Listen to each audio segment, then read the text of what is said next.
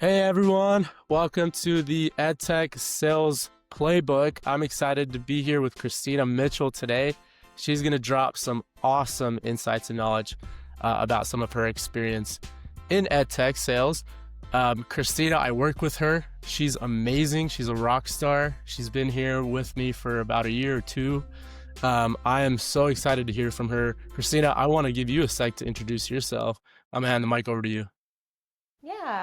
I'm Kristina Mitchell. I spent about 10 years teaching in higher ed before I moved over to education sales. For a few years, I sold science curriculum, and then I moved into the ed tech space selling some science sensors like probes for science labs. And now I'm at Flashlight working in an ed tech product that serves multilingual learners. Let's go. That is so cool. That's so cool. Yeah, so today I wanted to spend a few minutes on three topics. Um, Christina's got some really cool experiences kind of transitioning from education to sales. I think that's where we should start. Christina, could you tell us a little bit about that experience, how you even found sales, what your education was in, right, when you were? I was teaching in the classroom, and I know a lot of educators, especially in like the 2020 and 2021 era, were really looking at a way to move out of the classroom and into the ed tech or just generally into the private industry, whether that looked like sales or support. I moved into the sales space in 2018. And so that was a really good time to get involved because there wasn't that like kind of deluge of teachers and support staff who were looking to kind of get out of public education. But it was a really big transition, especially me coming from higher ed. It might even have been, I don't know if it would be harder or less hard, I'm not sure, than coming from K 12. But given that I was moving into the K 12 sales space, I had to learn a lot that I did not know just about K 12 education. I had done some consulting in higher education sales, but I didn't know anything about, statewide curriculum adoptions or the standards. I knew nothing. Another big transition for me that was like really a bruise to my ego is that once I moved out of education, I realized like nobody cared what I know. Nobody cared about my degrees. Nobody cared. The education space is often really focused on what you know and how you can kind of convert what you know into the classroom and getting students to know those things. In the sales space, it's completely irrelevant what you know. The outcomes are what's most important. So hitting your KPIs Sure. or hitting your quota. It felt like nobody cared about my degree anymore. And that was very 100%. bruising to my ego.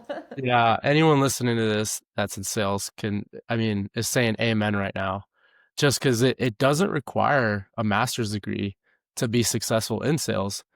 It could help, right, with different areas, but man, like as soon as you apply for a sales job at a tech company, that's probably not the first thing they're looking at. The first thing they're looking at are your outcomes, just like you said, right? Like, did you hit quota? What did that look like? Tell me about a time you didn't hit quota. That's what they care about. So yeah, amen to what you're saying. Um, so when you were at education, I'm curious, did you get any sales calls at all? Or like sales pitches from sales reps? Did that happen? Yes, constantly. I had an administrative role, so I was the director of our undergraduate program. And at one point, I actually had to run an RFP and get sales presentations and quotes and like a package presented. And we had a really, really large, I mean, the RFP was for like $1 million a year sale. And so I have been on that side of it, listening to sales reps give their pitches and getting cold calls and especially the cold emails. And it really gave me, I think, a lot of insight into what it's like on the other side. It also makes me realize how little some of the tweaks and like the nuanced things that we care about on the sales side, how little they actually matter. Right. Nobody's reading your emails, so there's no reason to overthink them. I think sometimes we overthink like what word, where should I put the comma, how many bullet points? Nobody Yep. cares. Nobody cares. That's so flipping true. You said something interesting. You had to create an RFP. and you had to process that. So I'm curious, how did the sales rep follow up with you on that? Like, how was your interaction with the sales rep? Was it good, bad? Did you care? Yeah. I think we ended up with about 5 companies competing for the RFP. And they all took really different approaches. And one thing that was really interesting to me, that I have taken with me into my sales career, is that in my RFP and in my communication with the sales reps, I was very specific about exactly what I wanted. Like, I wanted it to look like this. I wanted this platform. I wanted this type of, I was incredibly specific about what I wanted. And in the end, kind of the top two sales companies that we were, like the publishers we were looking at, one of them presented a package that was exactly what I asked for. Like, every single thing completely identical to what I asked for. The other one, that I remember, the regional manager came into my office, and when I gave him my list, he was like, "Yeah, we're not going to do that. I don't think that's not the right way to do it." And I was like, "Excuse me, sir." And when they put together their package of what they were proposing, it was so much smarter than what I had in Ooh, mind. And okay. that was the one that I ended up going with. And that's really like that kind of like challenger model of Yes. sales has been really useful for me in being like, I know you think you know what you want, but maybe listen to me. I might know better. Wow, that's so cool that they challenged your thought. They challenged what you thought was going to work. What did that conversation look like? Were they nice about it? Like, what was the verbiage, if you remember? Because I know some people are like, they're pretty tough, right? With being a sales rep, and they're like, hey, that's not right, and this is the right way. It's kind of some, a touchy subject. I don't know how they navigated with you. What was that like? It's really risky, I think, as a salesperson to do that. And I think you have to be really risk tolerant, and maybe that doesn't fit with everyone's sales style. I do remember them leading with questions, though, them being like, "So, why do you think that using this cartridge in this way is the smartest way? Have you considered this other thing?" And as soon as they were doing that, I was like, I haven't considered that. And that opened the door for them to be able to pitch their solution. Yeah. So, did they come across as industry experts? Yeah, I would say they came across as they left space for me to be the expert in what I know best, Okay. while kind of presenting themselves as like, this is an area. We were working with some online, like it was an EdTech product Right. essentially. And that was the space I didn't know. I knew the content and I knew the business model that I wanted, that we needed. But I didn't necessarily know how the platform could work differently than what I Yeah. thought. 100%. So yeah, for me, like personally, when I walk into like a shoe store and I have a shoe in mind, and then I talk to an industry expert on shoes, and they say, "Oh, that's a great shoe for this reason, but what are you looking to accomplish?" And then all of a sudden, because they're industry experts, I'm kind of more open to a different idea of a different shoe that maybe doesn't look the best, but it really helps me and what I'm trying to accomplish. It sounds like that's kind of similar to what happened with your experience. They're the industry experts with the tool. You're the expert in education. You guys worked really well together to find out, okay, what's going to work best. Does that, it's just you're shaking your head, right? It sounds like it resonates. Yeah, I think that's exactly what happened. I think they were able to position themselves as like, here's the space that we know more than you. Um, and because they got me there gently, it ended up working. And they closed a really big deal because of it. It was at a very big Yeah. university. Oh, that's awesome. Thanks for sharing that experience. I think that's going to be so awesome for some of the sales reps in EdTech right now, learning how to navigate a conversation where you're challenging people to think a little differently. I want to shift gears a little bit. One of the topics that you feel comfortable talking about is maybe having a bad year as a sales rep. What does that look like? Can you tell us about a time that's happened and how you navigated that? Yeah, I mean, I think that it is so important to have a bad year. I think it is one of the best growth moments as a sales rep or an account executive, to just have that experience. I don't think I'm a believer that you can't move into sales leadership until you've had that, until you've experienced just a year where you did everything right and it just didn't work. And there's a lot of things that are completely out of our control as account executives. I think sometimes we attribute success to our own skill when it is unwarranted. Having been on the other side, being an educator and being sold to, there are only so many things that, that could influence my decision. And so as a sales rep, I keep that in mind. Things like budget are out of our control. We can't control whether a district has a good budget or not. The only things we can control are kind of the actions that we're taking. Even most times we can't control the product that we're selling. I have sold products that did not have good market fit. So the only things that are within our control are the actions we take. So are you prospecting adequately? Are you following up appropriately? Are you seeking professional growth, like watching, a playbook like this and thinking about how could I maybe take little pieces here and there to apply to myself? I think it's really important to just control what we can and then realize that there's just a lot that's not in our control. Totally. I had a manager at one of the previous companies I worked for. He did everything right, day in and day out.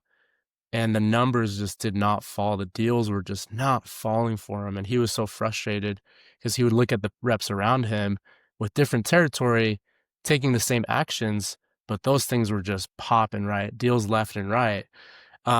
Yeah, you're preaching, right? Like I think you're correct in that where you can put in the actions and hope for an outcome, but there's a lot out of your control.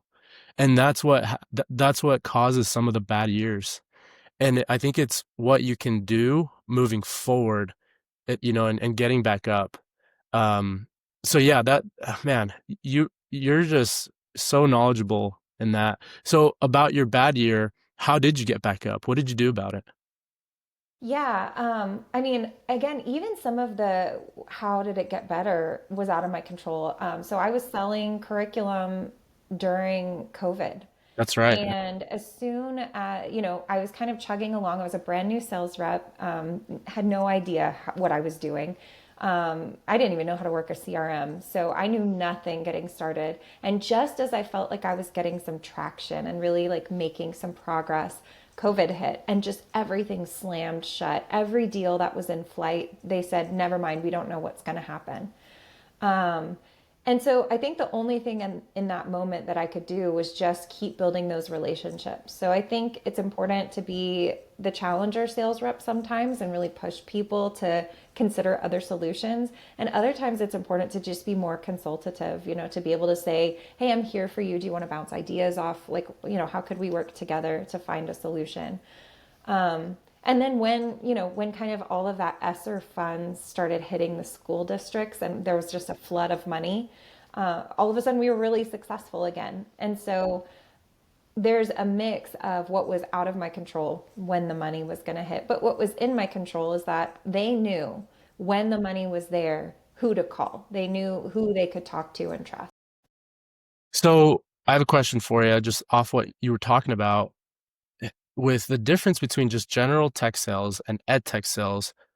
How important are relationships? Because personally, for me, I think that when I get on a call or a demo, I'm trying to sell myself more than ever, versus another tech company where I'm really trying to speak to their needs and not talk about myself too much.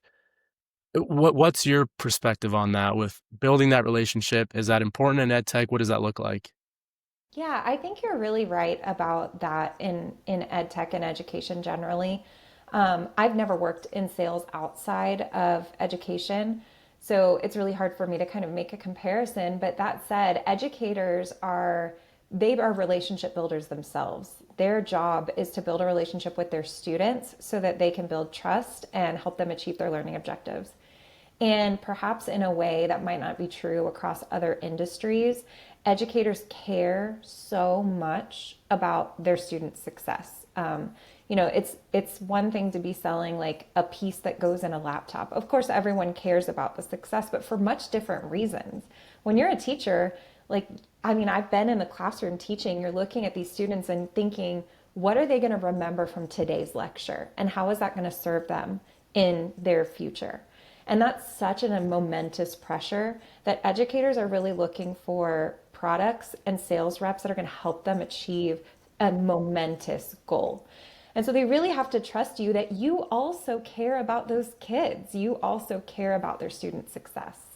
Yeah, I would agree. And the way I look at it is in my previous jobs with tech sales, it was almost like 30-70 on the scale of 30% is relationship, 70% does it fit. And ed tech, I feel like it's a little different. I feel like it's 40-50% relationship. Then the 50% left is, the tool. I've had so many deals where I feel like they were just buying because they liked me, like I was their friend. I don't know if it was a good fit, and I was upfront about that, but they just liked working with me. And I think that makes a huge difference versus a tool that works and then a rep that doesn't work with the prospect throughout, the deal. I mean, that tool is not going to get used. Not going to make a difference. So yes, in ed tech sales, 100%, it's going to be very different. And that's why we made this playbook, is because it- it's very tailored to ed tech sales because it's different. A sales rep could learn from this, a normal one, just in regular tech. But this is why we talk about these things, so that we can talk about these niche topics. Last topic I want to talk about with you is working for a startup, because I know you've worked for a few. What is that like? I don't know if you have experience working for a bigger company, but maybe you can share your experience with just, the startup. Yeah. So the only time I've worked for what you might consider a big company is when I worked for a major university. And just the difference in the layers of bureaucracy, but also in just like the organizational capacity, is massive. So I worked at a startup in Silicon Valley, and I'm currently at an ed tech startup. And just seeing, for one thing, there's an entire new language you have to learn, like, Series A funding. I didn't know what that was. It's like you come in and everybody's speaking a different language that you've never heard before.